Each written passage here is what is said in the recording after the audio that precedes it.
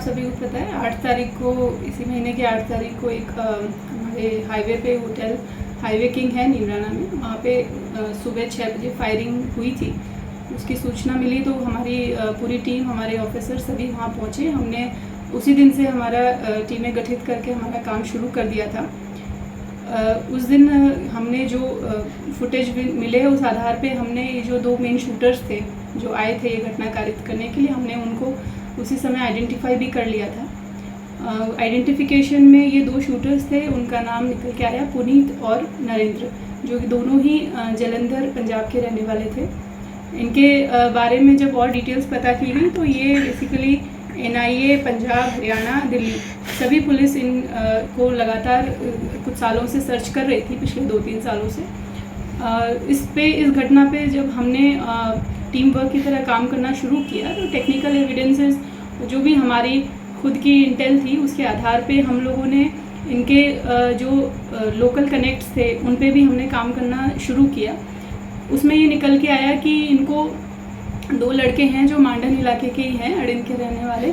उन्होंने इनको काफ़ी एड किया है, इनफैक्ट उनको यहाँ तक लाने में और यहाँ से वापस घटना के बाद में भगवाने में उनको और गाड़ी प्रोवाइड करवाने में उन लोगों को एड दी है जो शूटर्स आए थे बाहर से। तो उनको हमने, हमारी पूरी टीम ने बहुत प्रभावी कार्रवाई करते हुए और इन दोनों आरोपियों को बिल्कुल अरेस्ट कर लिया है। मैम कहाँ से अरेस्ट किया और कहाँ कहाँ दबिश दी गई?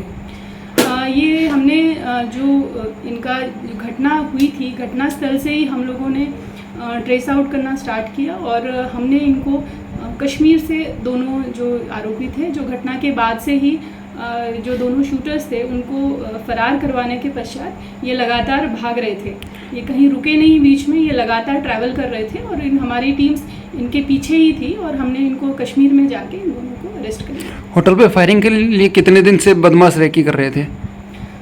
ये अभी हम इनसे इंटरोगेशन कर रहे हैं डिटेल, बट ये बेसिकली ये है कि कुछ 15-20 दिन पहले से इनकी प्लानिंग प्लॉटिंग शुरू हो गई थी। बट फिर भी हम अभी, क्योंकि हमने इनका PC रिमांड लिया है 9 दिनों का, तो अभी हम इनके बारे में और किस तरीके से प्लानिंग की गई, कहाँ कहाँ प्लानिंग हुई, गाड़ी कहाँ से आई, हथियार कहाँ से आए, ये सब जो भी डिटेल्स हैं केस से रिलेटेड उसके बारे में हम इन्वेस्टिगेशन और तो जो फायरिंग और रंगदारी की घटना है ये गैंग के सरगना खुद करवाई है अन्य माध्यम में कोई?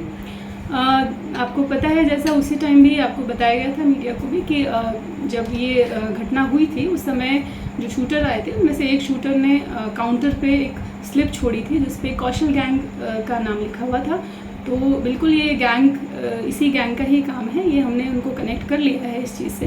तो आगे जो भी इसमें और आरोपी होंगे उनको हम बिल्कुल इस मामले में जल्द ही अरेस्ट करके लेके आएंगे। तो क्या गैंग क्षेत्र में अपने पैर पसारने के लिए कार्य कर रही है, किस तरह से?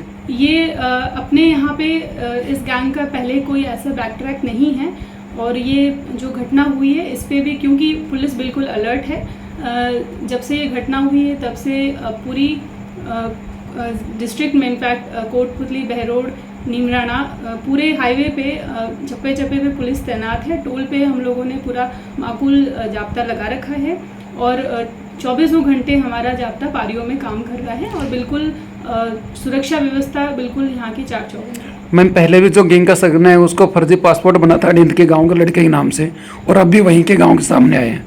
ये हमने जब इस गैंग के बारे में जब हमने काम करना शुरू किया, क्योंकि ये गैंग पहले यहाँ पे इतनी एक्टिव नहीं थी, तो जब हमने इसके बारे में काम करना शुरू किया तब ये चीज़ हमारे सामने आई थी निकल के कि पहले भी एक अड़िन गांव के ही एक विनय नाम के आदमी ने इसका फर्जी पासपोर्ट बनवाया था। उस मामले में क्या मुकदमा भी दर्ज हुआ और दोनों अरेस्ट भी हुए थे। जो विनय है जो अड़िन का रहने वाला था उसकी मृत्यु हो गई। उसके बाद में भी अभी ये जो 2 लड़के हमने अरेस्ट किए ये भी वहीं के ही रहने वाले हैं। तो बेसिकली ये जो है ये लड़के ये उसी दरमियान इनसे कांटेक्ट में आए हैं। जैसे हमने इसके बारे में पता किया, इनमें से एक जो सचिन है, सचिन उर्फ प्रवीण उर्फ धोलिया, इसका जब हमने रिकॉर्ड पता किया तो ये इनको ऑलरेडी पहले भी फरारी कटा चुका है इन शूटर्स को, और ये भौंडसी जेल जो गुड़गांव में है वहाँ भी रह के आया है। तो इस तरीके से इस गैंग के ज़्यादा संपर्क में आ गया है और इसने ही पूरा जिम्मा लिया था कि ये इस एरिया में इनको लाना और इनको वापस भगवाना यहाँ से उसमें। तो क्या लोकल बदमाशों ने रेकी को पूरा अंजाम दिया, ऊपर तक ये बातें पहुंचाई?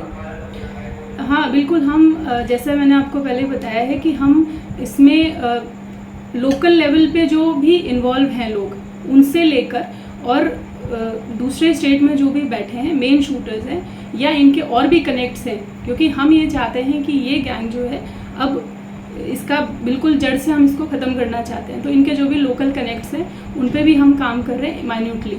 जो भी एक भी व्यक्ति जो इनको किसी भी तरीके से शेल्टर दिया है, भगाने में मदद की है या और किसी तरीके से हेल्प की है, तो उनको बिल्कुल हम इस मामले में धीरे धीरे